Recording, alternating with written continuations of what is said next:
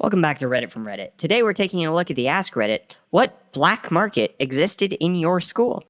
Teachers punished us by making us write, I will refrain from extemporaneous vocalization during valuable pedagogical opportunities, 500 or 100 times as homework. So over the summer, we would do up a few hundred sheets of that, and we could sell or use them as necessary.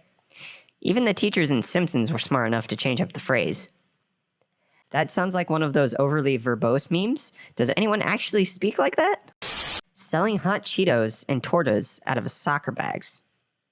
Hot chips were a surefire way to bank for your fundraiser at our school. School groups had to stop selling them for some health and nutrition reasons, so a big underground market popped up. What kind of tortas? Give me 4.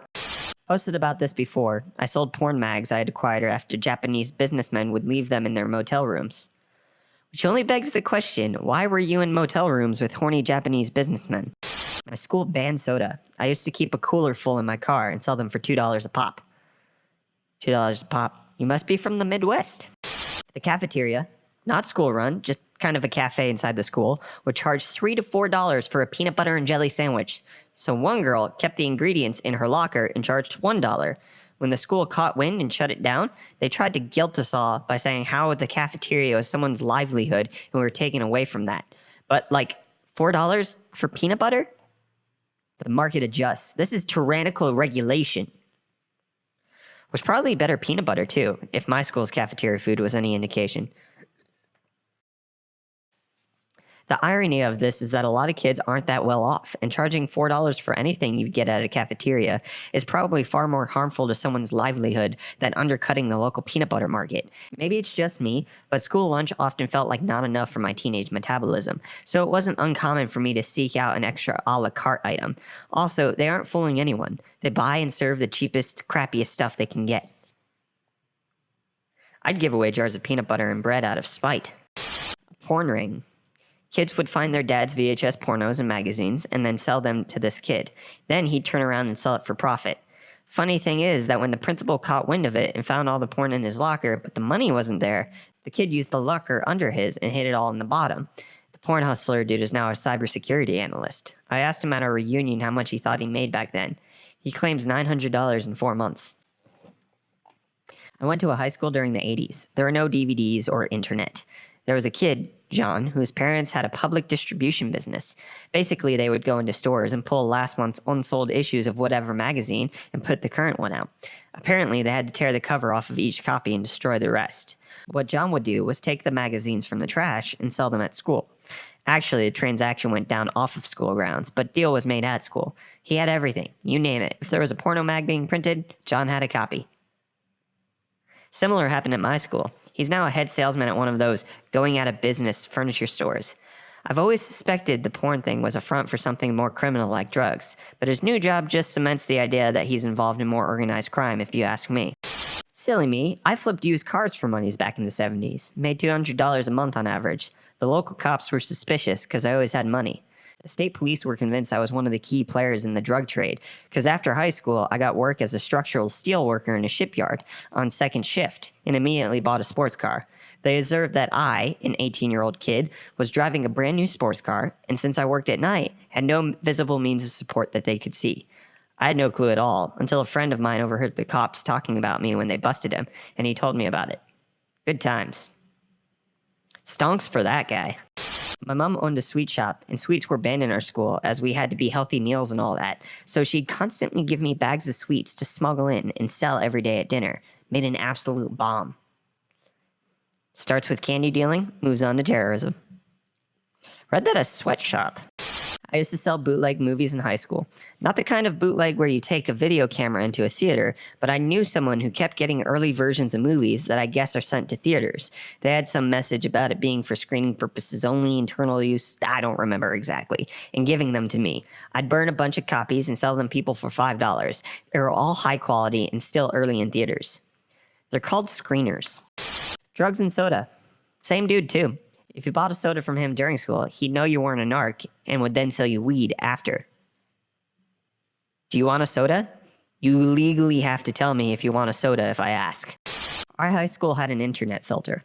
An enterprising friend of mine set up a free BSD server in his basement and put together some 256 megabyte flash drives with an executable version of Firefox. Could run directly from the flash drive without installs, and an SSH client. You could plug it in, connect SSH, then use the server as a proxy for all the Firefox traffic and get around any website you wanted. Those flash drives were a hot commodity, let me tell you. You could set up in the library and just start casually browsing a banned website, and people would start coming up and asking you how you did it. In middle school, I accidentally brought up the login for the network security software. After figuring out that the password was admin, or something equally weak, I was able to add and remove sites to the block list, print to other classrooms, and remotely shut down other computers, pretended to have superpowers. A few of us would play Tank Wars on Shockwave.com, and that went until Justin narked on us. Portable programs were the best discovery of my high school life. Had a 16 gigabyte flash drive that had Photoshop, virtual desktop software for hotkey swapping when the teacher walks by, SNES, NES, GameCube, and Game Boy emulators, Firefox, and DVD burning software. First time I really made a lot of friends, being a somewhat quiet computer nerd. Ecstasy and burnt CDs. That escalated quickly. Holy crap, are you kidding? In school? That's disgusting. Copyright infringement is a serious crime. Iodized salt and simple black pepper in the lunchroom. I'm not kidding. This was around 2004, USA. Our cafeteria coordinator was trying to do everything healthy and by government rules, so no added salt. Bogus, but whatever. But she also took the pepper too. Kids in my school didn't really pack lunches, as most of us got reduced lunch. I was pissed, as I just boiled canned veggies and gave them to you in a bowl with the juice, and I wasn't going to stand for it. I was also a huge butthole in high school, so I made a plan. I bought salt and pepper shakers and put them in a zippy bag to carry in my backpack. I broke them out at lunch every day and shared with about 70 kids. We made it through for about 3 months, and they finally caught on who had them. I got silent lunch detention in a separate room for a week, and I made sure I put my salt and pepper out on my table every day. But then, when I came back to the normal lunchroom, like 30 people had salt and pepper shakers. Shakers everywhere, and the coordinator was pissed. Oh, it makes me laugh even today. She still refused to put out salt and pepper, but we all had it anyway. It continued until I graduated from there. In 5th grade, I sold fairies to every single one of my classmates for $1 each. I gave them names and backstories and drew little portraits of each, then would toss them an invisible fairy and then collect from the next sucker. Freelance artist. PlayStation 1 and 2 memory cards. Stuck on a boss? Want the treasures without having to beat the game on ultra hard? There was a guy who in my grade who, for a fee, would play any game and get where you wanted to be, then give you a memory card to copy over the save file. Naturally, you had to return the memory card to keep the ball rolling for everyone. The OG pro gamer. A friend had a Game Shark or something similar and made my Final Fantasy VIII characters level 99. Seemed awesome, but the game got boring fast. I always felt like I learned a life lesson that day. PPPs, positive participation points. These were little yellow tickets that teachers handed out to students who were participating positively. Every month there would be class-wide and school-wide draws for prizes. The more PPPs you had, the greater your chance of winning was. Didn't take long for kids to copy the template in Word and start selling stacks of PPPs. This feels like it's straight out of Diary of a Wimpy Kid. I forget which book, but when the teachers used to give out points for being nice, and people would just photocopy room to print out stacks of them. It reminds me of 2nd grade. My teacher was a loud man, so when he needed to tell one of us to knock it off or something, he would sound even louder, and probably angrier than he probably actually was. Faculty from neighboring classrooms complained, and so he issued classroom bucks. They were minorly personalized for each of us. At the start of each day, we would have 5 of them that we kept on our desks. If we misbehaved, he would take one off our desk. At the end of the day, we had to return the remaining ones in. We could get candy with them if we still had enough. I think it was 3 or 4 left. You got 1 candy, and 5 you got 2. This allowed him to ensure that we weren't copying or trading them, and if we somehow did, he could easily audit any duplication or trading. JanSport book bag strings. I was in school when JanSport backpacks became popular, at least in New York City they were, and one of the things everyone loved were the strings on the zippers. It became a huge problem where students were stealing strings off of others and either hoarding them or selling them. The solution became using a lighter to partially melt your strings together so they couldn't be untied without breaking them. Leaving your book bag unattended anywhere was the equivalent of leaving your car parked in the wrong neighborhood in 70s, 80s New York City. Just remembered I ran a short-lived market selling scientific calculators back in high school as well. I actually found where the school stored theirs and was stealing them little by little. I'm not proud of it, but my morals were very loosey-goosey back then. Used to do commission in drawing naked people. Deep fakes in the past. We just call that Patreon here.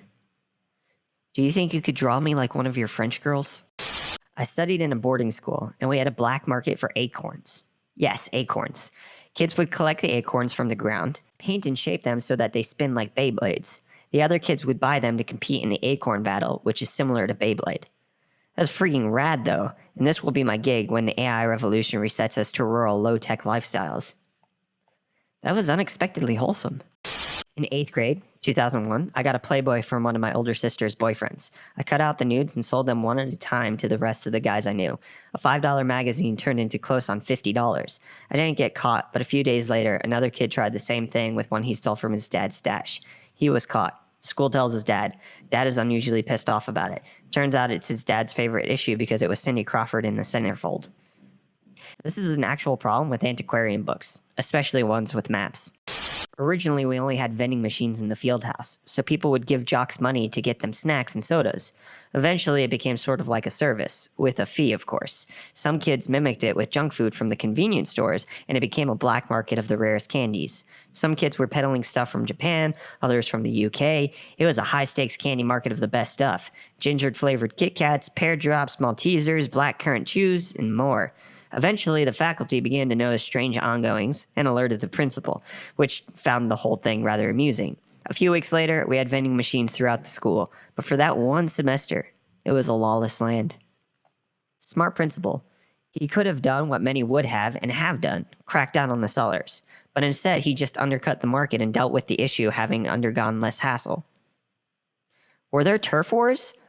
What the frick, Johnny? What are you doing on my side of the building? Is that Pocky? All the other sides of the buildings were taken, even the 3rd floor. Besides, I was here first. You better get the frick out of here before I beat your butt. And fighting ensued. Slime in middle school. The school banned selling slime so people would sell in the hallways or under the table during class. Our school banned scented gel pens for some reason. We ran that stuff like a Prohibition-era speakeasy for about 3 months. In high school, a kid on the wrestling team had parents who were constantly went out of town on business. So we drained their swimming pool and would host fight nights with the fights in the pool. It was called Beat That Butt. He facilitated betting and made himself more money than a high school kid should have. He tried to recruit anyone in the school who looked like they could hold their own in a fight. Eventually, bands started playing at them, and he started burning CDs of each event's music. They were printed and numbered, so each one looked like that. Now that's what I call music CDs. But instead of now, they said BTA. Source: was in a band that was asked to play. We declined. He didn't empty and refill the pool for each event. He emptied it once and it stayed empty, but his parents wouldn't have noticed nor cared either way. Wow, that looks intense. How bad did the beatings get? Didn't the parents notice the empty pool or the ridiculous water bill? Oh man, I was our high school black market. My sophomore year, I believe, the school took all unhealthy snacks and drinks out of the vending machines, candy, soda, so I stepped up and filled the gap until I graduated. I started carrying around a backpack filled to the brim with various full-size candy bars and sodas, all of which I would sell for $1. The sodas were the real moneymaker. I could get a 12-pack for $3 and make 300% profit. On a good day, I would generally make around $10, and usually, at the very least, $3 or $4. The school did give me warnings a few times when they did locker checks and found several boxes of soda and candy bars, but I just claimed they were for me, and nothing came of it. As a senior gift for my ski team, the underclassmen gave me a creepy trench coat from which to peddle my wares. It was great. The year after I left, another kid on the ski team stepped up and started offering the same service, I've been told. Makes me happy to have left something of a legacy. I sold packs of batteries for when people's TI-84, 83s were inevitably dead on test day. I had a few hand-me-down 83, 84s that I rented out for tests, classes, and calculator checks. Also had phone chargers. I never got pocket money, so I used to do other people's math homework on the bus for £1. The Pilot G5 liquid ink pens. You could sell them for $5 each all day. I was the pen guy.